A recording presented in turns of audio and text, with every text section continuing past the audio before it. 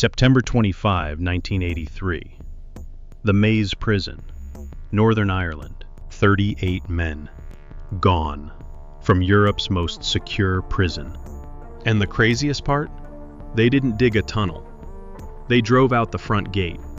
In a food lorry. Vic McFarlane was serving life in the maze. On a Sunday afternoon, he led 37 prisoners in a takeover of an entire prison block. Stole guard uniforms, hijacked the food lorry, and drove for the gate. But this isn't just a story about a prison break.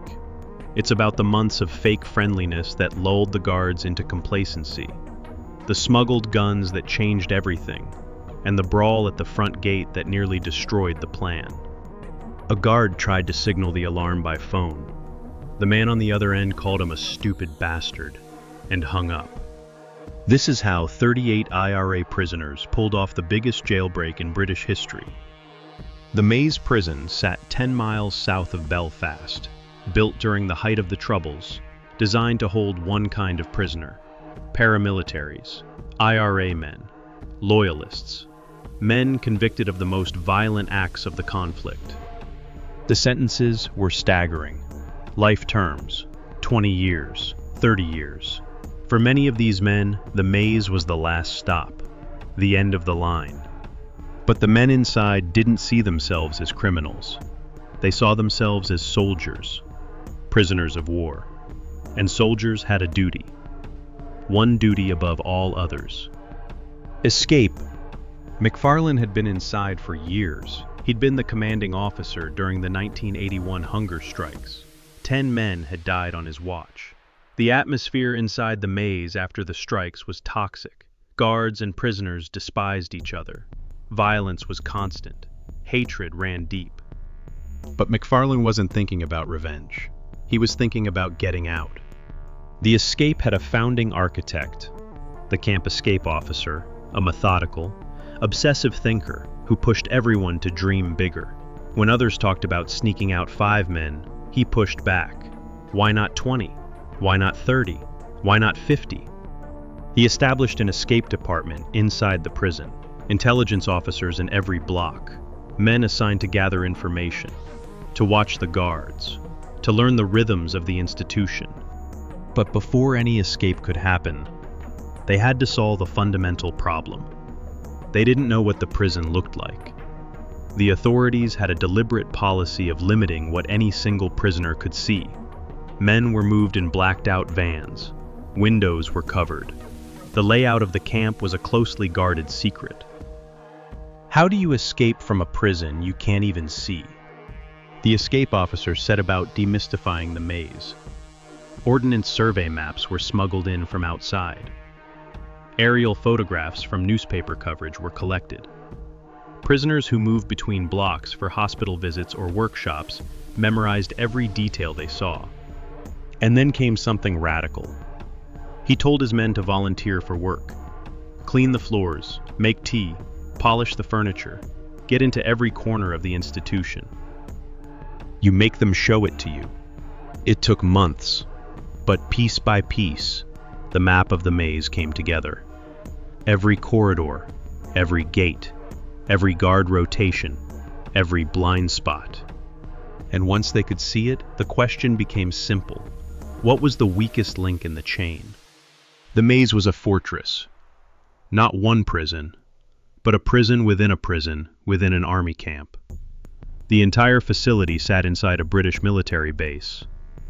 To escape, a prisoner had to get out of his cell, out of his wing, out of his block, through the administrative area, past the tally lodge, and through the main gate. Every layer had its own locks, its own alarms, its own armed guards. The prison was built around H-shaped blocks. Each block housed 4 self-contained wings in the legs of the H. At the center of each H was the circle, a control room that oversaw all 4 wings. The circle had an intercom, a panic button, a radio, a telephone. It was the nerve center of each block. 36 guard towers ring the perimeter. Armed soldiers patrolled the outer wall. Cameras and sensors covered every angle. The British government boasted about it. Margaret Thatcher herself pointed to it as proof that the IRA could be contained. No one was supposed to get out of the maze, ever. But the designers had made one critical assumption. They'd built the prison to hold individual criminals, lone actors who might try to slip away one at a time. They hadn't accounted for a prison population that considered itself an army that would organize, plan, and strike as a unit. And there was something else, something the intelligence officers discovered through months of watching and listening. A food lorry that traveled freely throughout the camp, in and out of every block, in and out of the main gate, and it was never searched. What if 38 men didn't need to climb a wall or dig a tunnel? What if they could simply drive out the front gate? The escape plan began with a radical decision. The IRA leadership ordered its prisoners to stand down, be friendly, make tea for the guards, call them by their first names. After the hunger strikes, this was almost impossible. Guards and prisoners had been at each other's throats for years. Republican inmates had to walk out into the same environment as the guards and act as if they accepted the status quo. Some prisoners could barely stomach it. But it was an act.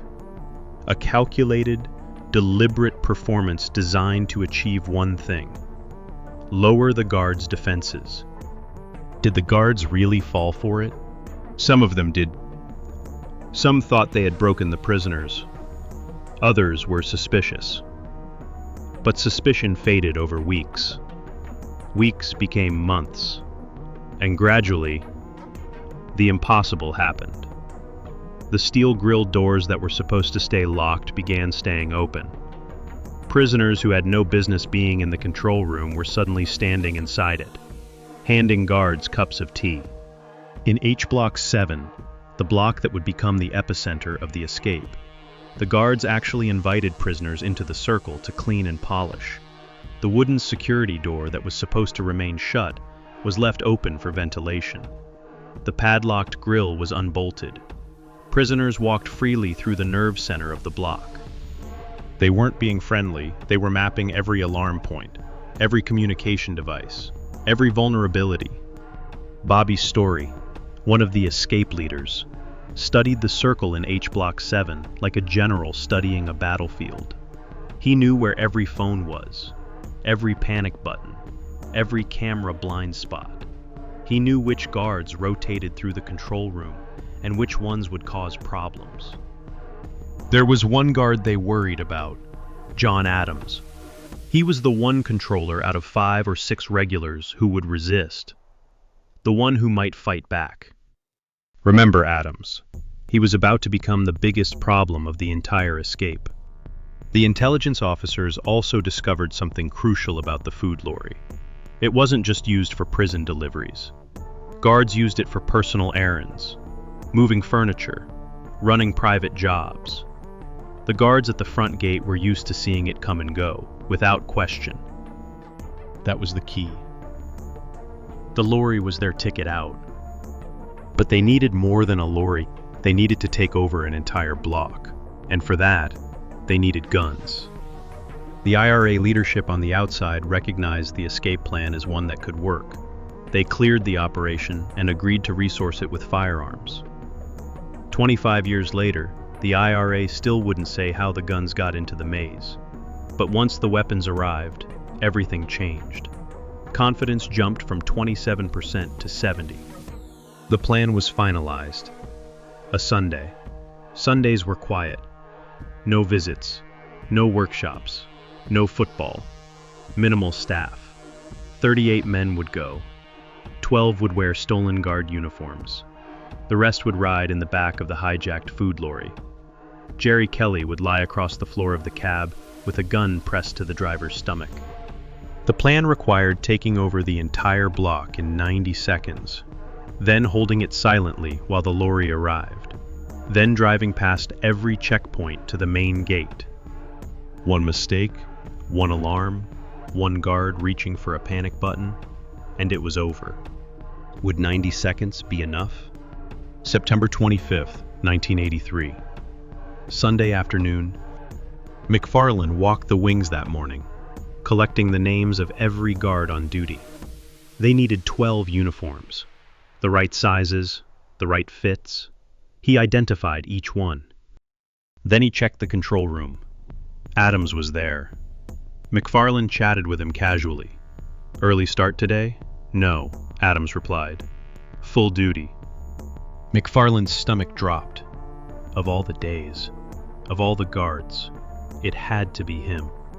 What would Adams do when he saw the guns?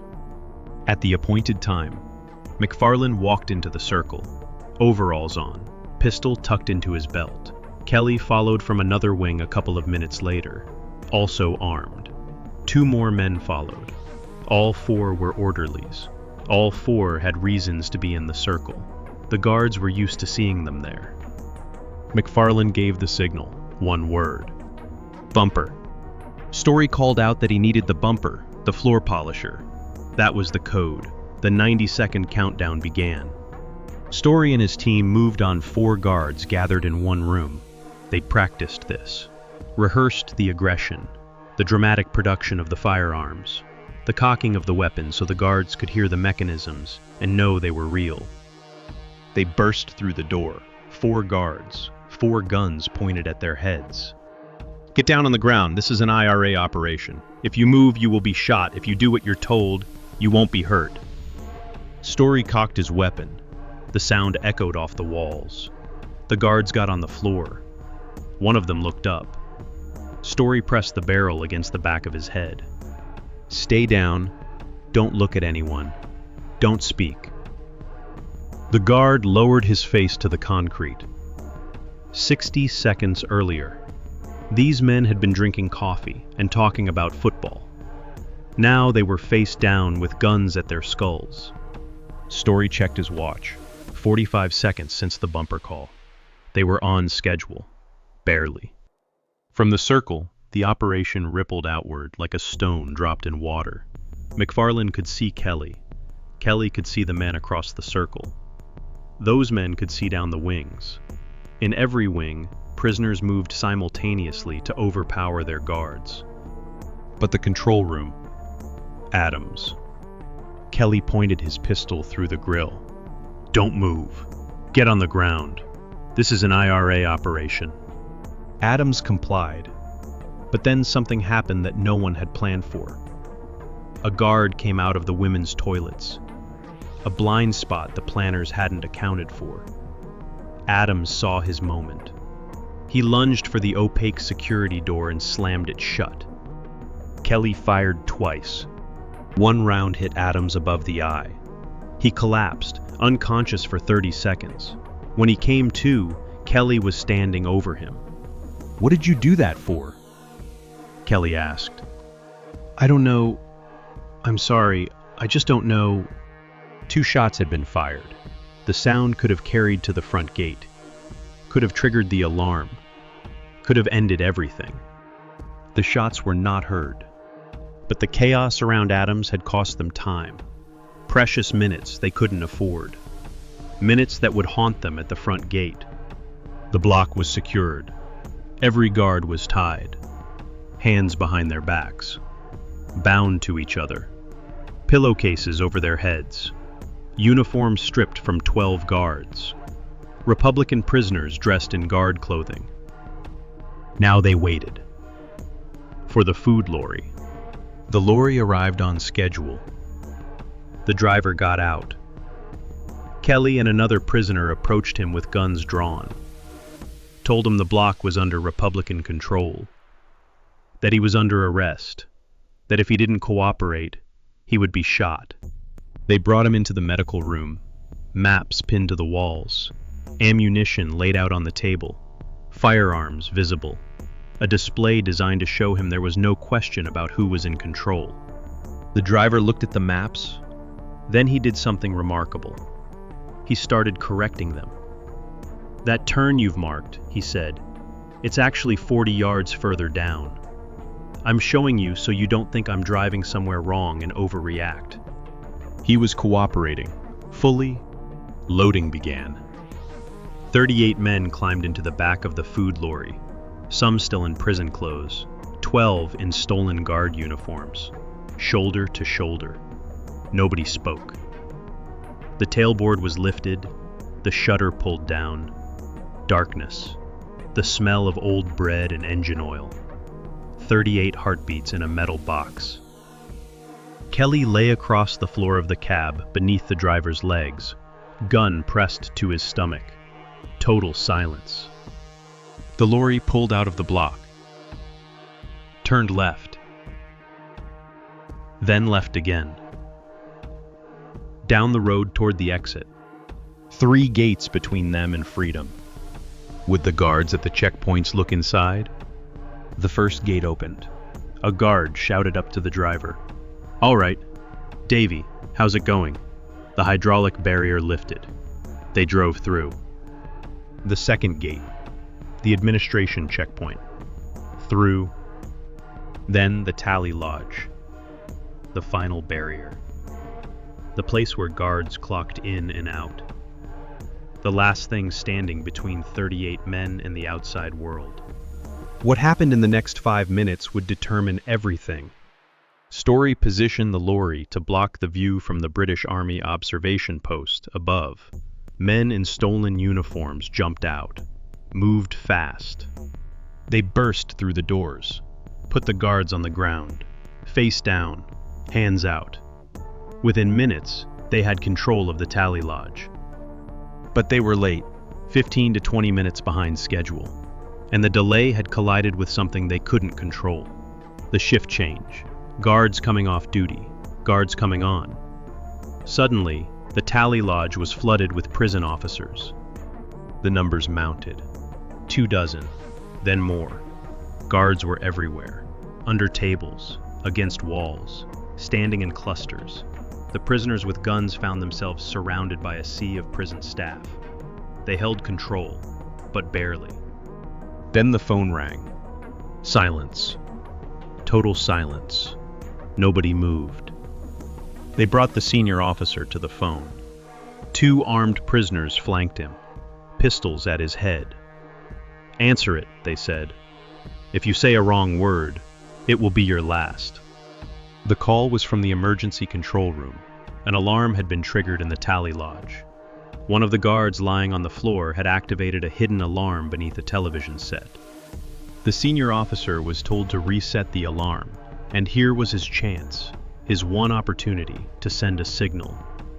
He asked the voice on the other end of the phone one question. "How do you reset the alarm?" Everyone in the room froze.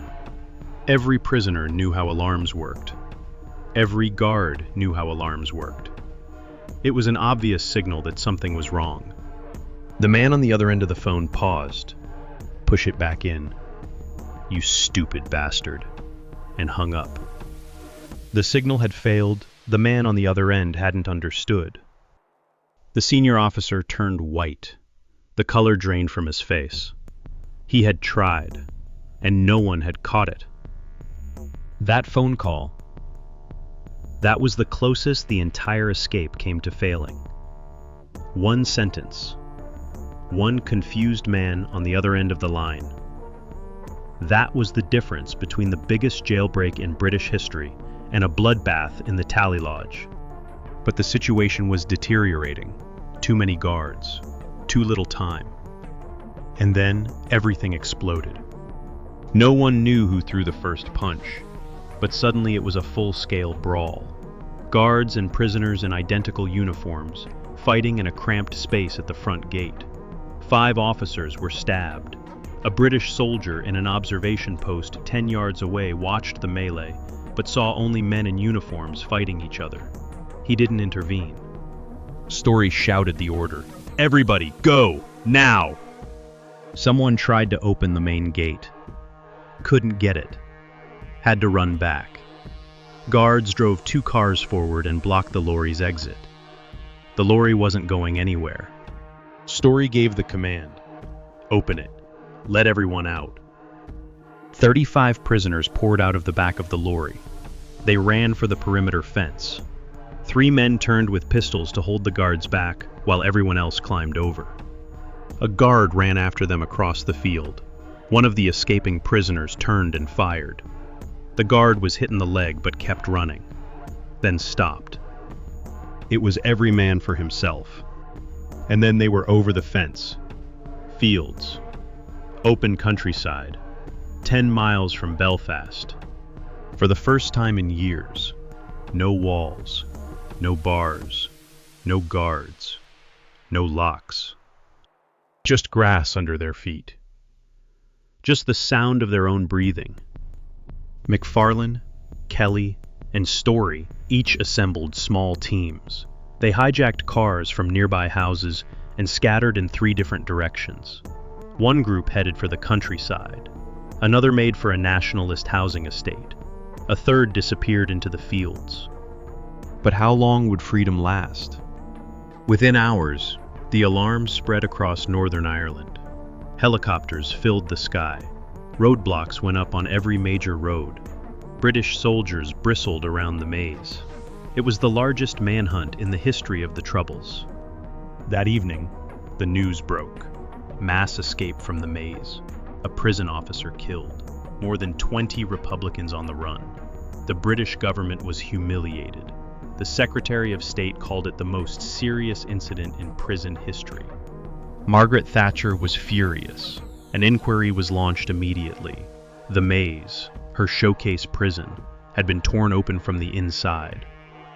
Of the 38 who escaped, how many would they catch?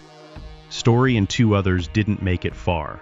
They hid in a river, submerged to their necks, heads behind reeds along the bank. Police and prison staff were searching the area. One officer pointed at the water. "Look at the way it ripples along the bank." An officer got down on his stomach and looked under the overhang. He could see their heads clearly. They were pulled from the river at gunpoint, stripped naked, marched to a jeep, brought back to the maze, dragged from the van by their feet, and thrown into punishment cells. 10 men were recaptured that first night, but 28 were still free. Would the rest make it to the border? McFarlane's group made it to the countryside. They hid in barns, walked through fields at night, used railway tracks to navigate south toward the border. For 3 or 4 days, they walked from 8 in the evening until 4 or 5 in the morning, sleeping in hedgerows and ditches during daylight. On one of those mornings, McFarlane sat in a field at dawn, birds singing around him, a small radio pressed to his ear, tuned to the 7 o'clock news, and it hit him. Yesterday he'd been inside Europe's most secure prison. Now he was sitting in a field, listening to birdsong.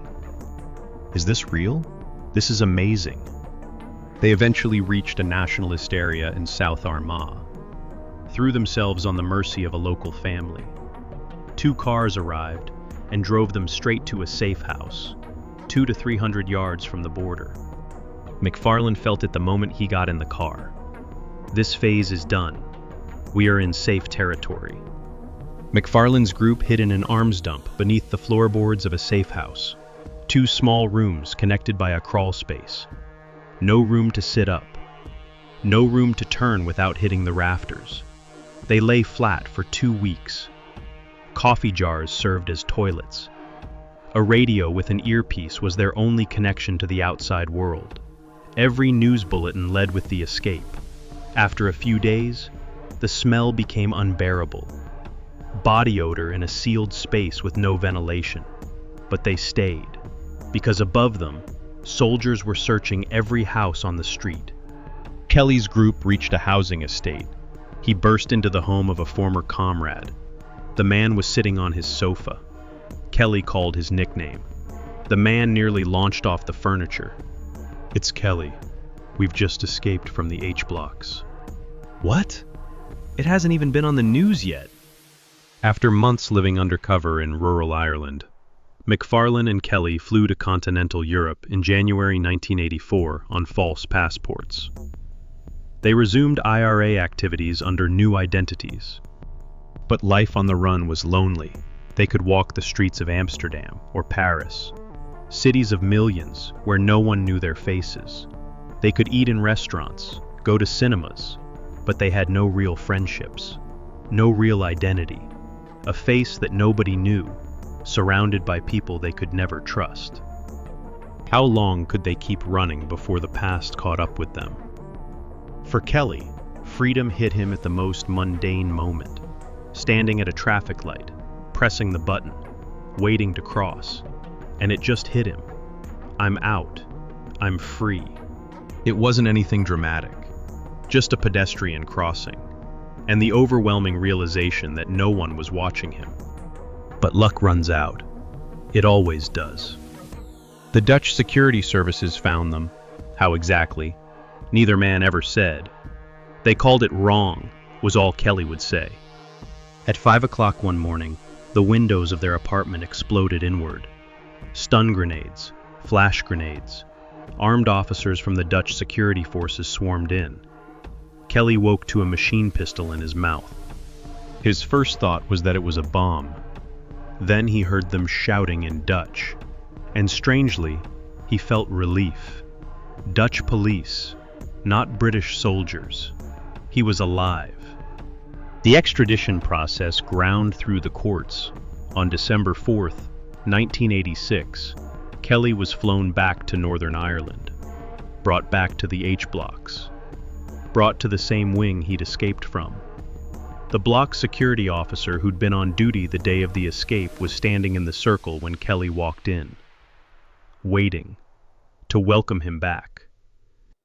They walked him down to his new cell, the same wing, the same corridor, bring him back to where it started, they thought, so he'll never do it again. The Maze escape of 1983 was the largest jailbreak in British history. 38 men broke out. 19 were eventually recaptured. The rest made it to freedom, many crossing the border into the Republic of Ireland or escaping to continental Europe. One prison officer died during the escape. He was stabbed during the melee at the front gate. 5 other officers were injured. Adams, the guard who was shot in the control room, survived. The Hennessy Report, the official inquiry, was devastating. It found catastrophic failures in security procedures. The culture of complacency that the prisoners had deliberately cultivated had worked exactly as planned. Guards had grown comfortable. Protocols had been abandoned. The steel doors that should have been locked were left open. The lorry that should have been searched was waved through. The escape humiliated the British government. It shattered the myth of the maze as an impregnable fortress, and it proved what the camp escape officer had always believed. Think big. Always think big. To this day, the 1983 Maze escape remains the largest prison break in the history of the United Kingdom. 38 men, 1 food lorry, 1 Sunday afternoon, and a cup of tea that opened every door. And that brings us to the end of our story. If you liked it, don't forget to like and subscribe and activate the bell button so you can receive new videos.